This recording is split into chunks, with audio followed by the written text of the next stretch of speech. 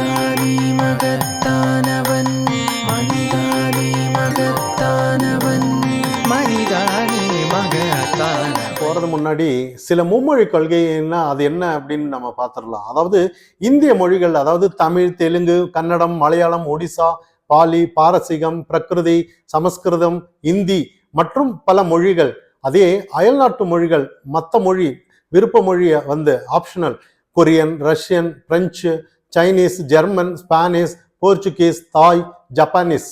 இதுக்கு அடுத்தது 5ஆம் வகுப்பு வரையில் தாய்மொழி, உள்ளூர் மொழி, பிராந்திய மொழி பயிற்று மொழியாக இருப்பது கட்டாயம் அப்படின்னு மும்மொழி கொள்கையில சொல்லியிருக்காங்க. ஆனா நேத்து பிரஸ் மீட்டிங்ல அண்ணாமலை அவர்கள், அதாவது ஒரு ஸ்கூல் வாத்தியார் பாடம் எடுத்தா எப்படி அந்த மாதிரி பாடம் எடுத்தாலும் கூட கண்டிப்பா எல்லாரும் எல்லாம் ஒட்டு மொத்தமா இந்தி திணிப்புன்னு சொல்றாங்க. இந்த இடத்துல திணிப்பே இல்லை. ஆனா இந்த விஷயம் வந்து ஒரு விஷயம் இருக்கு. இன்னைக்கு வந்து ஆளுங்கட்சிக்கு எதிராக நிறைய சட்ட ரீதியான, சில சட்ட ஒழுங்கு ரீதியான நிறைய அவங்களுக்கு எதிரான சில நிலைப்பாடு இருக்கும்போது மடை மாற்றுறதுக்கு இந்த மும்மொழி கொள்கையை எடுத்திருக்காங்களோன்னு நம்ம பார்க்கலாம். ஆனா ஆளுங்கட்சி அப்படி எடுத்தாலும் கூட இப்ப விஜய் அவர்கள், நாம் தமிழர் அவர்கள், இவங்கெல்லாம் ஏன் எதிர்கட்சி நம்ம எடப்பாடி பழனிசாமி அவர்கள் இவங்கெல்லாம் ஏன் எதிர்க்கிறாங்கன்ற மாதிரி தான். இப்போ ஒரு 55 வருஷமா இன்னைக்கு வந்து தமிழக அரசியல்ல வந்து இந்தி எதிர்ப்பு, அதாவது அண்ணாதுரை காலத்துல வந்து 1967 ஏப்ரல் கனையாளிங்கிற அந்த பிரஸ் மீட்டிங்க்கு இவர் அண்ணாதுரை அவர்கள் ஒரு இது கொடுக்குறாரு. இந்தியாவில் வந்து எல்லா மாநிலத்திலையும் வந்து இந்தி வந்து ஏத்துக்கிட்டாங்கன்னா நம்மளும் ஏத்துக்கொள்வோம் அப்படின்ற மாதிரி சில செய்தியை சொல்லியிருக்காங்க. ஆனா இன்னைக்கு வந்து அதாவது இந்தி வந்து இவங்க திணிக்கவே இல்லை. அதாவது இந்தி கட்டாயம்னு எந்த இடத்துல இல்லை, ஆப்ஷனல். சரி, இது ஒரு பக்கத்திலேயே அதிகப்படியா இந்தி படிக்கிற மாநிலம் வந்து தமிழகம் தான். ஏன் இவங்க பிரைவேட் ஸ்கூல்ல அத்தனையும் இந்தி இருக்கு. கட்டாயமா அவங்க இந்தியில, இன்னும் சில ஸ்கூல்ல வந்து தமிழ் வந்து பேசுனா ஃபைனுங்கிற கூட சில ஸ்கூல்ல எல்லாம் இருக்கு. அப்போ இது போன்ற நம்ம வந்து இவங்க வந்து இந்தி திணிப்பு இல்லைன்னா மும்மொழி கொள்கைக்கு எதிராக சில விஷயங்கள் பண்றதா இருந்தோன்னா கட்டாயமா இவங்களோட பேரெல்லாம் பார்த்துட்டு வரணும். இவங்க கட்சி பேரு இல்லைன்னா நிறைய விஷயங்கள் இன்னைக்கு இருக்கு. தமிழ்ல எந்த ஒரு பேரு இல்லைன்னு நம்ம பார்க்கணும். அதே மாதிரி பிரைவேட் ஸ்கூல்ல வந்து உண்மையிலேயே இந்தி தான் நிறைய இருக்கு இன்னைக்கு. ஆனா இந்தி படிக்கிறதுக்காக தான் பிரைவேட் போயிட்டு இருக்காங்க. நிறைய பத்திரிகையாளர் சந்திப்புல அண்ணாமலை அவர் கேட்கிறாரு, ஏன் தமிழ் நீங்க நடத்துற ஸ்கூல்ல மட்டும் தான் இந்தி வேணுமா, கவர்மெண்ட் ஸ்கூல்ல எல்லாம் இருக்கக்கூடாதா அப்படின்ற நிறைய. அதாவது இதுக்கு முன்னாடி கூட 1968 1986 அந்த காலகட்டத்துல கூட இந்தி கட்டாயம்னு இருந்துச்சு. ஆனா இன்னைக்கு வந்து மோடி அரசுல வந்து இந்தி கட்டாயம்னு சொல்லவே இல்லை, ஆப்ஷனலா தான் எடுத்துட்டு ஏதோ ஒரு மொழியை படிங்கன்ற மாதிரி இன்னைக்கு சொல்லியிருக்கு. ஆனா இதெல்லாம் தாண்டி விஜய் அவர்கள் நேத்து கட்சி ஆரம்பிச்சுட்டு இன்னும் மும்மொழி கொள்கைக்கு நாங்க இந்தி அதான் மும்மொழி கொள்கை எதிர்ப்போம் அப்படின்னு சொல்றாரு. இவர் ஒரு ஸ்கூல் நடத்துறாரு. அப்போ இவங்க எல்லாம் எதை மக்கள் பார்த்துட்டு இருக்காங்களா இல்லையா? மக்கள் அந்த அளவுக்கு முட்டாள என்ன இவங்க ஏமாத்துறதுக்கு வர்றதுக்கு? ஒரு ஆக்கப்பூர்வமான ஏதோ ஒரு சில விஷயம் சொல்லியிருந்தா பரவாயில்ல.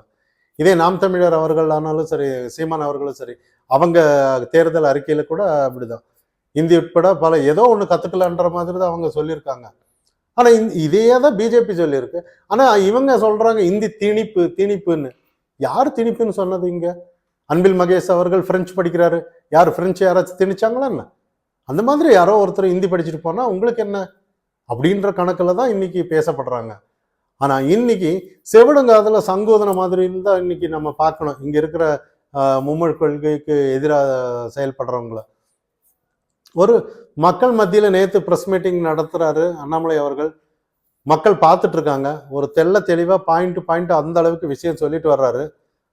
ஆனா எப்படியும் அவர் ஒருத்தர் கேட்கிறாரு, இந்தி வந்து மறைமுகமா பேக்டோர் வழியா நீங்க திணிக்கிறீங்கன்ற மாதிரி. யாரு திணிச்சாங்க? இந்த மும்மொழி கொள்கையில இந்திங்கிறதே ஆப்ஷனலா தானே. இப்ப பிரெஞ்சு எல்லாம் நிறைய சப்ஜெக்ட் படிக்கிறாங்க இன்னைக்கு. அதே மாதிரி நம்மளோட கேரளாவில எல்லாம் தமிழ் படிக்க வைக்கிறாங்க. எல்லா இடத்துலயும் தமிழ் லாங்குவேஜ் படிக்க வைக்கிறாங்க. ஆனா நம்ம வந்து இப்ப அப்படி இல்லைன்ற மாதிரி தான் நமக்கு இருக்கு. நிறைய இப்ப தமிழ் மீடியத்துல எல்லாம் நிறைய குழந்தைகள் வந்து வேற ஆப்ஷனல் வந்து ஏதாவது கொடுத்தானா இப்ப பக்கத்தில் நம்ம பொள்ளாச்சி பக்கத்தில் வந்து அவங்க மலையாளிஸ் படிக்கலாம், அதே கர்நாடகா இதில் கன்னடம் படிக்கலாம், தெலுங்கானா அந்த பார்டரில் இருக்கிறவங்க வந்து தெலுங்கு படிக்கலாம். அண்ணாமலை அவர்கள் சொல்கிறாரு, டீச்சர்ஸ் இல்லைன்னா அங்கேருந்து நம்ம இறக்குமதி பண்ணுவோம் அப்படின்றாரு. அப்போ இந்த அளவுக்கு வந்து மக்களுக்கு உண்டான ஒரு அரசியல் வந்து பாஜக எடுத்துட்டு வரும்போது இங்கே இந்தி திணிப்புன்னு சொல்லி பழைய புராணம் பாடிட்டு இருக்கும்போது இன்னும் இந்த தமிழக மக்கள் வந்து முட்டாள்தனான்ற மாதிரி நிறைய கேள்வி இருக்கு. இப்போ ஒரு சின்ன விஷயம், அதாவது நீட் எதிர்ப்புன்னு அறிக்கையில் நாங்கள் வந்தா நீட்டு ஒழிச்சிருவோம் அப்படின்னு சொன்னாங்க. நம்பி போட்டாங்கன்ற மாதிரி தான். அதே வந்து நிறைய கல்வி கடன் ரத்து, பயிர்க்கடன் ரத்து, மாதமான 1000 ரூபான்னு நிறைய விஷயங்கள் 4 வருஷம் ஆகுது. ஆனால் எல்லாம் சொன்னாலும் கூட அதை நம்பி ஓட்டு போட்டாங்க மக்கள். இதே கடைசியில் இன்னும் ஒரு 10 மாதம் இருக்கு, ஏதோ ஒன்று செய்வாங்க, அதை நம்பி தான் மக்களை தான் நம்ம குறை சொல்லணும். இன்னைக்கு மக்கள் பிரச்சனையா மக்களை பற்றி நல்லா தெரிஞ்சு வச்சிருக்காங்க இன்னைக்கு தமிழக அரசியலில். சரி, டிஎம்கே தான் அப்படின்னு போனோம்னா விஜய் அவர்களும் அதே டிஎம்கேவோட ஜெராக்ஸ் மாதிரி தானே வர்றாரு. அவரும் அதே இவங்க என்னென்ன பண்ணாங்களோ அதே தான் அவரும் வர்றாரு. பெரியார் தூக்கி பிடிச்சிட்டு வர்றாரு, எல்லாம் அதே சேம் டிஎம்கே எப்படி இருக்கோ அதே மாதிரி வர்றாரு. டிஎம்கே என்னத்தை அங்கங்க எதிர்க்கிற இப்போ இவர் சொல்றாரு, அதாவது பாசிசம் மோடி அரசு அப்படின்னு சொல்றாரு. ஆனா இதெல்லாம் சொல்றதுக்கு முன்னாடி அவர் நடத்துற ஸ்கூல்ல எல்லாம் என்ன ஏது எப்படி ஹிந்தி எடுத்துட்டு ஆப்ஷனல் லாங்குவேஜ் இல்லை தமிழ் வச்சுட்டு தான் பேசணுன்ற மாதிரி.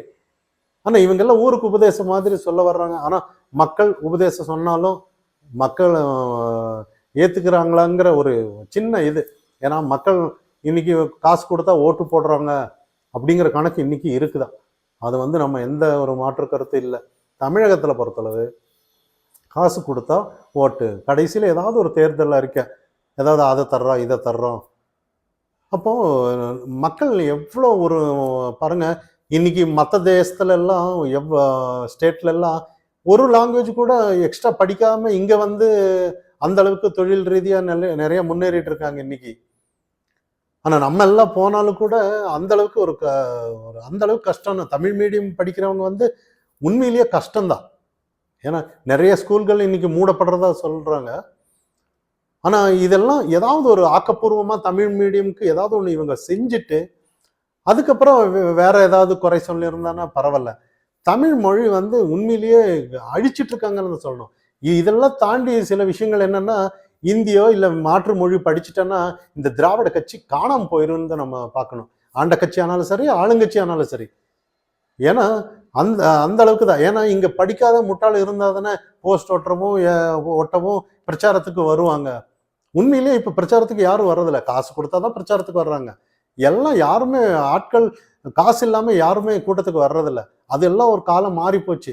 இன்னைக்கு மக்களுக்கான தலைவரும் யாரும் இல்லை. அப்படி மக்களை தலைவரை வந்து தேடி போற அளவுக்கு எல்லாம் இல்லை. காசு கொடுத்தாதான் அந்த கூட்டத்துக்கு வர்றாங்கன்ற நிலைமை இன்னைக்கு இருக்கு.